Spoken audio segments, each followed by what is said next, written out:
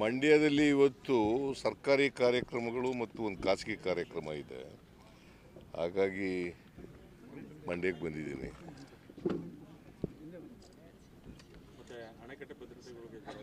ಎಲ್ಲ ಕಡೆ ಅಲರ್ಟ್ ಮಾಡಿದ್ದೀವಿ.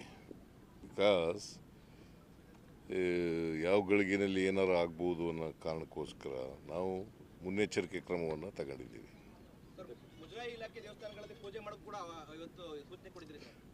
ಅದು ರಾಮಲಿಂಗಾರೆಡ್ಡಿಯವರು ನನ್ನ ಜೊತೆ ಮಾತಾಡಿ ಎಲ್ಲ ತೀರ್ಮಾನ ತಗೊಂಡಿದ್ದಾರೆ.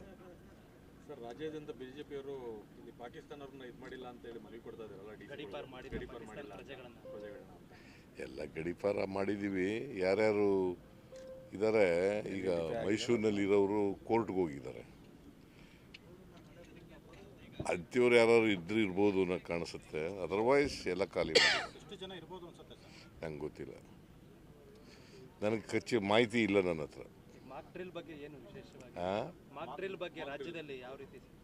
ಮಾಕ್ ಡ್ರಿಲ್ ಎಲ್ಲ ಕಡೆ ನಡೀತಾ ಇದೆ. ಸೊ ಸರ್ಕಾರ, ಕೇಂದ್ರ ಸರ್ಕಾರ ಏನು ಸೂಚನೆಗಳು ಕೊಟ್ಟಿದೆ ಅವೆಲ್ಲನೂ ಮಾಡ್ತಾ ಇದ್ದೀವಿ.